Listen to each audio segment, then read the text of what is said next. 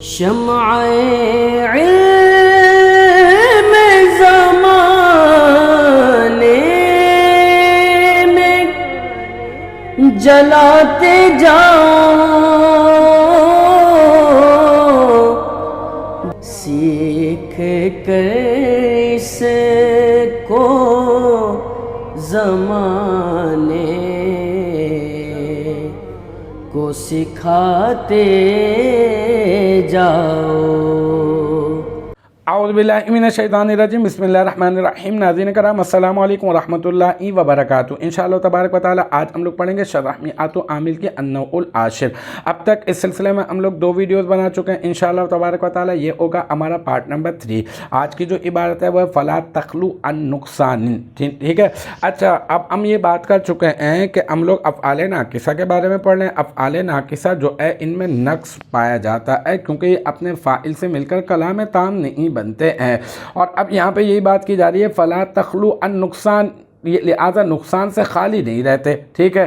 تو اب یہاں پہ فلا تخلو عن نقصان، ٹھیک ہے۔ تو اب ہم اس کو بنائیں گے کیا؟ اب ہم لوگ اس کو بنائیں گے جزا۔ اب یہ جو فا ہے نا، اس فا کو فصیحہ بنا دیں گے۔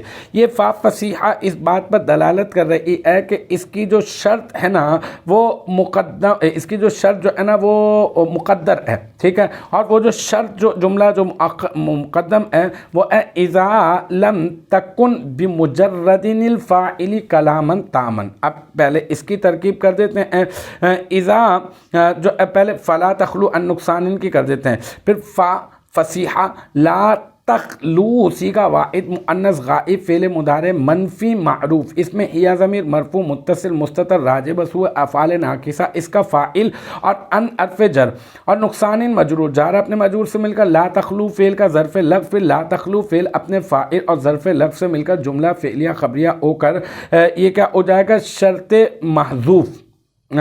محذوف اذا لم تکن بمجرد الفاعل کلاما تاما کی جزا، جو میں ابھی آپ کو بتا چکا۔ اب اس کا مطلب جزا کی شرط کی آپ کو ابھی ترکیب کرنی ہوگی، تو شرط کی ترکیب کریں گے تو اذا لم تکن بمجرد الفاعل کلاما تاما، اذا اس میں جو ہے وہ ظرف زمان متضمن بمعنی شرط، ٹھیک ہے، مفعول فیہ مقدم بن جائے گا، اور لم تکن جو ہے یہ صیغہ واحد مؤنث غائب فعل نفی جہت بلم در فعل مستقبل معروف از افعال ناقصہ، اور اس میں یا ضمیر مرفوع متصل مستتر راجع بسوئے جو ہے افعال ناقصہ یہ بن جائے گا ذوالحال، اس میں یا ضمیر لم تکن میں یا ضمیر ذوالحال، پھر با حرف جر مجرد جو ہے وہ مضاف اور الفاعلی مضاف الیہ، مضاف اپنے مضاف الیہ سے مل کر مرکب اضافی ہو کر یہ بن جائے گا ثابتتاً اسم فاعل کا ظرف مستقر، ثابتتاً اسم فاعل اپنے فاعل اور ظرف مستقر سے مل کر شبہ جملہ اسمیہ ہو کر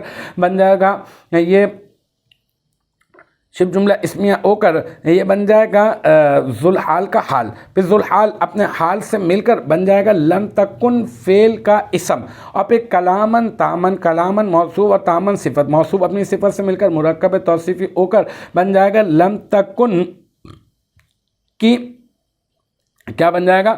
لم تکن جو فعل ناقص ہے نا اس کی بن جائے گا خبر، پھر لم تکن فعل ناقص اپنے اسم اور اپنی خبر سے مل کر جملہ اسمیہ خبریہ ہو جائے گا، لیکن اس میں جو ہے نا آپ جو ہے اذا کو بھی ملا دیں گے، ٹھیک ہے۔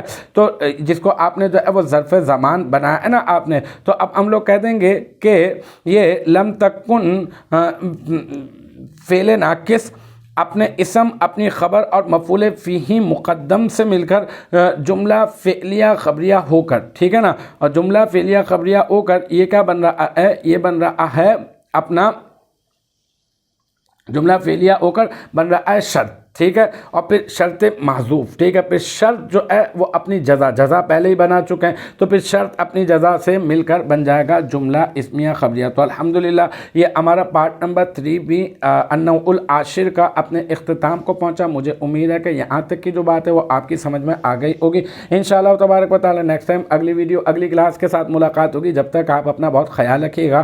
وآخر دعوانا ان الحمدللہ رب العالمین۔